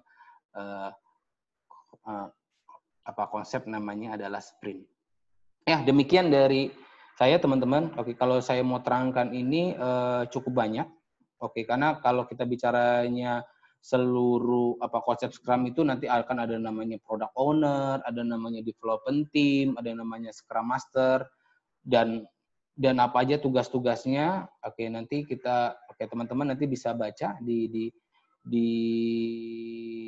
slide yang saya sudah kasih ke Bu Sarah, dan itu bisa kalian pelajari deh gitu buat ini. Saya rasa Bu Sarah untuk konsep Scrum cukup, Bu. Saya persilahkan kalau ada yang bertanya atau tentang apapun, tentang Scrum, tentang metodologi Agile, dan tentang konsep IT bisnis, dan sebagai seorang mahasiswa, apa yang saya bisa bekerja seperti apa, mungkin bisa ditanyain. Selama saya bisa jawab, insya Allah saya jawab. Iya Pak, terima kasih banyak Pak Fani penjelasannya. Langsung tanya jawab aja ya Pak ya. Boleh. Jadi di sini sudah ada beberapa pertanyaan yang saya catat. Yang pertama dari Pak Triadi nih. Halo Pak Triadi. Pertanyaannya, apa yang menjadi modal utama seseorang untuk bisa menjadi seorang Scrum Master? Berat juga nih. Coba bisa langsung jawab mungkin Pak? Iya, jadi kalau yang saya lihat, sebenarnya orang yang ingin menjadi Scrum Master itu bukan bukan orang yang tahu tentang teorinya sebenarnya, tapi orang yang bisa memanage tim, Mbak. Jadi kalau di sini, ini saya ada konsepnya Scrum ya. Nah, kalau kita bilang di sini, nah jadi responsibility dari Scrum Master itu sebenarnya fokusnya adalah, makanya kemarin waktu saya training Scrum Master ini, dasar-dasar agile-nya, prosesnya itu kita harus tahu. Gitu. Terus bagaimana kita sebagai seorang Scrum Master itu bisa memanage servant lead bagi seluruh tim. Gitu. Contoh seperti ini. Karena misalnya kita membuat aplikasi, tapi aplikasi ini kita melibatkan ada klien, ada tim developer kita. Nah, kita harus bisa istilahnya sebagai seorang servant leader atau menjadi seorang yang bisa menaungi dari seluruh orang-orang yang terlibat di dalamnya. Jadi bukan hanya seorang yang tahu teknikal sebenarnya orang Scrum ini, tapi Scrum itu orang yang tahu tentang metodologi agile dan bagaimana dia bisa membuat tim yang ada di sini, ini ada product owner, ada development team, itu nyaman dengan kondisi yang ada. Gitu. Biasanya ini yang kata praktisi di lapangan itu, banyak orang yang tidak suka dengan PM-nya gitu. Ini PM-nya kayak gini, saya tanyain begini, hasilnya seperti ini. Nah, seorang Scrum itu harus bisa mewadahi semuanya, Pak Tri, gitu.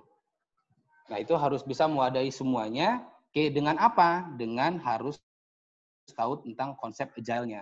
Makanya kalau untuk jadi Scrum Master, kita harus training dulu untuk agile-nya sendiri, sama practicing-nya seperti apa. Itu sih, Mbak, kalau dari saya. Nah, itu bisa dibaca. Kalau cara teorinya seperti itu yang saya pelajari, gitu. Dan secara prakteknya memang tidak mudah, gitu. Karena nanti banyak hal yang harus kita wadahi. Scrum itu tidak bisa mengambil keputusan yang pasti. Contoh, kalau ada permasalahan, misalnya ada permasalahan pembuatan aplikasi. Wah, ini aplikasi ini sulit, Pak, bla bla bla bla bla bla bla bla bla. Nah, seorang Scrum itu harus punya idea. Bagus nih.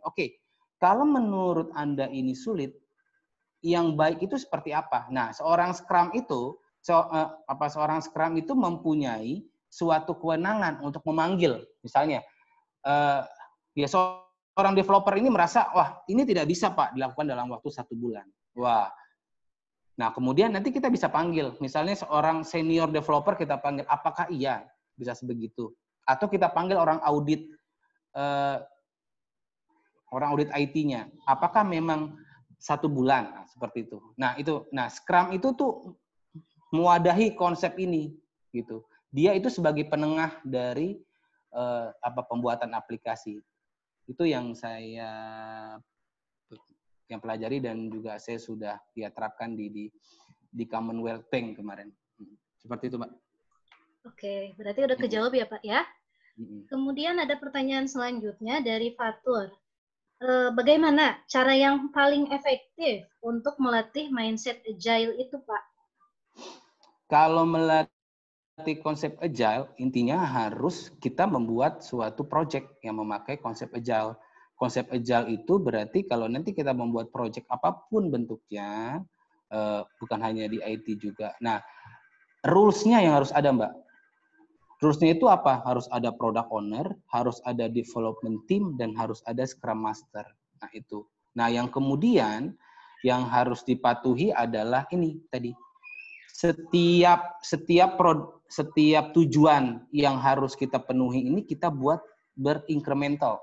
Incremental itu artinya beriterasi. Nah, sorry. Dan itu nanti ada namanya sprint planning-nya, nanti akan ada namanya sprint review-nya, ada namanya sprint retroaktifnya. Nah, seperti itu yang harus kita terapin. Nah, tapi kalau ini yang nggak ada, ntar bukan Scrum namanya. Jadi kalau kita mau membuat dalam bentuk agile, framework metodologi agile, dan dia memakai framework Scrum, itu harus ada agile life cycle yang harus dipenuhi. Dan itu harus apa? Dan yang tadi saya bilang, kayak konsepnya 3 pilar tadi. Itu harus transparansi, harus adaptif, dan harus inspection. Harus inspection dan adaptif itu harus ada yang namanya ini tahapan tadi, rule tadi, sprint master, sprint retrospective, review, daily scrum, dan sebagainya. Seperti itu, Mbak. Kalau apa konsepnya? Ya, Pak. Ya. Kemudian ini masih nyambung juga sama tadi pertanyaan sebelumnya. Dari Muhammad Gangan. Apakah ada prinsip fundamental yang harus dilatih dan ditanamkan agar mindset agile kita itu terus grow up, Pak? Ya, jadi kalau pengalaman yang saya buat, yang sudah saya buat ya ada beberapa. Yang harus kita latih itu adalah sebenarnya bagaimana rules-nya. Rules-nya harus dipahami adalah kita sebagai seorang yang ingin bentuk agile, kita ingin meng-create produk itu bisa rilis lebih cepat.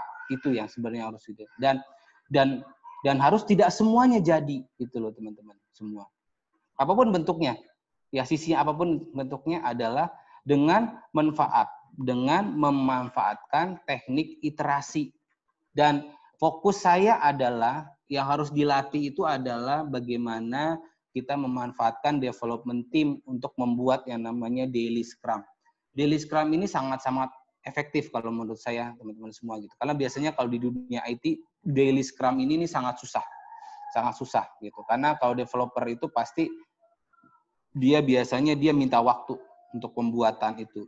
Nah, waktu pembuatan itu, seorang ini dia harus dilatih bagaimana kita bisa membuat sprint planning itu sesimpel-simpelnya supaya orang itu bisa buat semudah-mudahnya, seperti itu loh, Mbak. Semakin buatnya susah, maka konsep jalan nanti nggak jalan gitu. Nah, jadi harus yang terapkan itu adanya buat dulu konsep dari yang tersulit. Nah, misalnya seperti itu. Kan ada yang tersulit, ada yang termudah. Oke, dari tersulit itu nanti kita namai misalnya. Oke, kalau tersulit ini misalnya 2 hari, yang ini 3 hari, yang ini 4 hari, yang ini 6 hari gitu. Oke, kita berembuk sama-sama. Oke, kita buat yang mana dulu. Dan harus komit gitu. Itu sih konsepnya. Kalau memang sudah jadi 2 hari, harus 2 hari. Gitu loh. Oke, gitu sih practicing-nya seperti itu. Ya. Dia harus komit sama yang 5 pilar tadi nih, Mbak. Oke, ada lagi pertanyaannya? Halo? Ya, Pak? Ya, mungkin itu, Mbak, dari saya. Ya, besar. Iya, jadi udah terjawab ya dari Gangan, Fatur. Kemudian sebelum saya lanjutkan ke pertanyaan yang ada di chat room, kira-kira ada yang mau tanya langsung nggak? Tinggal klik tombol yang angkat tangan itu, kalian bisa langsung tanyakan secara langsung. Sambil nunggu, saya bacakan pertanyaan selanjutnya aja ya, Pak ya? Boleh. Nah, ini dari Andrian. Untuk seorang developer, apakah harus membuat suatu sketch untuk aplikasi dari proyek tersebut atau ada tim sendiri? Jika tidak ada tim sendiri, mungkin ada beberapa hal atau fitur yang mungkin tidak bisa diterapkan dalam aplikasi tersebut. Apa yang harus dilakukan? Nah, biasanya sketch itu pasti ada. Oke, cuman kalau kita membuat dalam bentuk Scrum mungkin tidak detail ya. Oke, misalnya kita membuat misalnya UI untuk proses registrasi atau proses login lah yang mudah gitu loh, seperti itu. Nah, kita buat sketch di awalnya seperti ini. Oke, tujuannya nanti akan jadi seperti ini. Nah, proses di tengahnya itu adalah proses daily scrum-nya. Nah, proses daily scrum-nya itu berarti nanti sesama development itu yang nanti yang akan berkreativitas sendiri gitu. Karena penentuan baik atau tidaknya suatu scratch atau suatu UI yang akan ditampilkan itu ada di sprint planning. Nah, tapi gambarannya itu nanti berjalan waktu dari sprint backlog sampai sprint review, Pak. Nah, itu konsepnya. Makanya konsep itu kita pecah jadi dua misalnya. 2 minggu pertama kita bicaranya adalah UI-nya dulu, nanti baru misalnya 2 minggu kedua kita bicara proses di dalamnya. Nah, kalau di dalam Scrum memang kita dokumentasinya tidak terlalu berat. Oke, jadi nanti akan sembari jalan pada waktu proses sprint review, daily sprint dan sebagainya gitu. Karena mungkin nanti di dalam development team ini sekaligus juga ada testernya gitu. Itu yang saya alami sih untuk pembuatan sprint backlog seperti itu, Pak. Oke, jadi gitu ya. Kemudian pertanyaan selanjutnya, Pak, dari Muhammad Gangan lagi. Apa bedanya antara agile dengan design thinking? Apakah menerapkan proses empathize juga dalam prosesnya? Nah, ini yang kemarin saya kalau design thinking ya. Iya. Nah, mungkin kalau design thinking saya masih belum paham sekali. Cuman kalau yang saya tengok dari penggunaannya antara Scrum ini adalah lebih kepada iterasinya sih. Itu aja sih yang saya bilang. Oke, gimana percepatan iterasi dari pembentukan suatu produk seperti itu dan difasilitasi oleh tim yang berwenang di dalamnya gitu. Kalau design thinking ya mungkin nanti di pelajaran yang lain lagi kali ya. Kalau saya sih itu yang pengetahuan saya, Mbak. Oke. Kemudian ini dari Pak Trialedi lagi nih, Pak. Apa tips dan triknya bagi seseorang PSM dalam menjalankan proses sprint planning yang baik? Apa yang boleh dilakukan dan apa yang tidak boleh dilakukan? Oke. Nah, waktu kita membuat sprint planning itu kan biasanya kita buatkan kurang lebih itu 3 sampai 4 jam untuk tempo waktu 1 bulan. Nah, seperti itu. Nah, waktu kita membuat sprint planning itu diusahakan kita nanti bekerja sama dengan development team untuk mencari scale dari apa yang akan mau kita lakukan. Oke, contohnya seperti ini. Oke, misalnya kita akan membuat tadi yang login tadi. Nah, sprint planning-nya itu buatnya secara gambaran kasarnya saja dibuat gitu loh. Nah, yang pasti tetapi tiap-tiap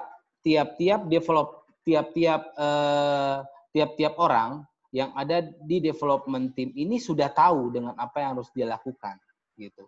Dan kita bisa pantau di dalam dari Scrum-nya. Jangan terlalu susah menurut saya gitu. Karena nanti di dalam daily sprint juga, di dalam sprint backlog juga, nanti kita akan analisa per hari juga apa yang sudah dilakukan. Dan itu bisa nanti ketahuan secara konsepnya si orang development team ini sudah benar atau tidak cara membuatnya gitu. Karena kalau kita nanti terlalu kaku dengan cara membuatnya, nanti di tengah sprint nanti akan bilang, Pak, kan ini nggak ada di sprint planning di awal. Nah, itu yang saya bilang.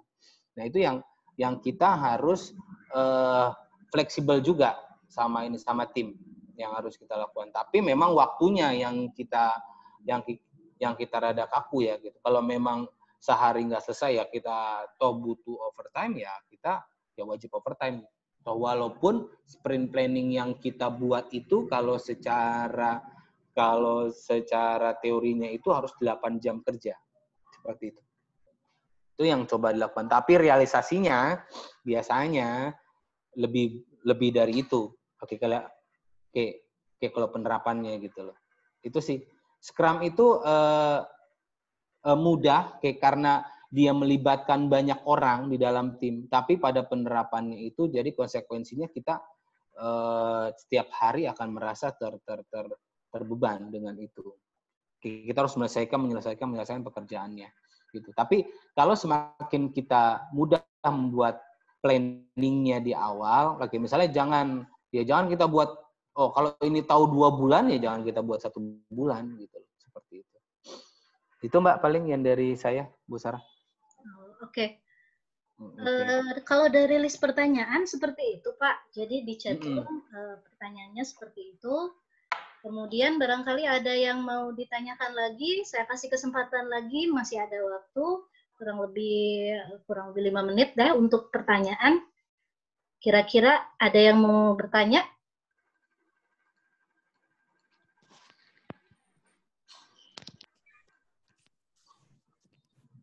Sepertinya tidak ada ya Pak ya? Oke. Udah pada jelas semua mungkin. Nah, sebelum saya tutup, tadi kan saya katakan di depan ada sambutan dari Ketua Program Studi Bisnis Digital, karena kebetulan tadi ada rapat dadakan, jadi tidak bisa. Nah, sekarang sudah gabung beliau, yaitu Pak Adam Hermawan. Sudah gabung ya? Jadi sebelum saya tutup, saya akan memberikan kesempatan dulu kepada Pak Adam Hermawan untuk sedikit mengulas atau memberikan sambutan, bukan sambutan ya, kalau di akhir mungkin penutupan ya. Nanti akhirnya juga nanti akan saya tutup juga. Mangga, Pak Adam. Oke, terima kasih Bu Sarah. Pak Afandi, selamat siang Pak. Iya Pak. Selamat siang ya, Pak. Mohon maaf Pak, tadi saya ada sedikit Iya Pak. gangguan. Terima kasih Pak. Iya Pak. Pak, alhamdulillah sebetulnya untuk metode Agile dan Scrum ini akan ada di semester 5 Pak, nanti di manajemen proyek teknologi informasi. Tapi alhamdulillah kita sudah dapat nih Pak insight dari Bapak, masukan-masukan untuk mahasiswa juga, dan mudah-mudahan nanti ke depannya juga mahasiswa nggak bingung lagi dengan istilah-istilah seperti ini Pak, Agile dan Scrum ini. Dan saya sangat berterima kasih Pak intinya ke Pak Afandi. Telah bersedia meluangkan waktunya Pak untuk sesi kuliahan di sesi dengan Bu Sarah ini. Mudah-mudahan ilmu yang Bapak share hari ini bisa bermanfaat bagi mahasiswa-mahasiswa kami dan tentunya bagi dosen kami juga Pak. Dan dan kedepannya barangkali kita bisa kerjasama juga Pak dalam membentuk suatu tim Scrum buat prodi mungkin Pak, atau buat kebetulan anak-anak juga sebetulnya dalam tahap perencanaan bisnis startup juga Pak, dan mereka sudah menggunakan konsep Lean Startup. Makanya tadi ada yang bertanya tentang design thinking mungkin, dan kurang lebih konsepnya hampir sama dengan Agile sih Pak. Iya Pak. Saya kira itu Bu Sarah. Terima kasih atas kesempatannya. Iya. Itu aja ya Pak ya. Jadi saya sedikit tidak mengulas dan menutup sih sepertinya. Jadi kalau saya tangkap dari beberapa yang Bapak sampaikan tadi, ternyata Agile itu merupakan suatu mindset. Mindset yang tidak hanya dapat diterapkan di bidang IT aja. Itu bisa diterapkan baik itu di manajemen maupun dalam kehidupan sehari-hari. Nah, di sini mudah-mudahan dengan adanya materi yang disampaikan sama Bapak, kita bisa menerapkan mindset Agile ini dalam kehidupan sehari-hari. Terima kasih juga Pak Afandi sudah meluangkan waktu di tengah kesibukannya saat ini. Terima kasih juga buat dosen bisnis digital yang sudah mau hadir, termasuk Kapodi, kemudian dosen dari kewirausahaan, serta rekan-rekan dari Jakarta yang sudah mau hadir, dan yang paling ini adalah mahasiswa bisnis digital. Terima kasih sudah mau berkenan hadir juga, dan mudah-mudahan kita semua mendapatkan manfaat dari adanya acara ini. Oleh karena itu, saya tutup acara ini. Kalau tadi kita buka dengan bacaan Bismillah, maka kali ini kita akan tutup dengan bacaan hamdalah bersama-sama. Alhamdulillahirrahmanirrahim. Terima kasih atas perhatian dan waktunya. Assalamualaikum warahmatullahi wabarakatuh. Waalaikumsalam warahmatullahi wabarakatuh. Terima kasih Pak Afandi. Iya Pak, sama-sama Pak. Nanti kita ketemu lain waktu Pak. Siap Pak. Balik Pak. Mari Pak.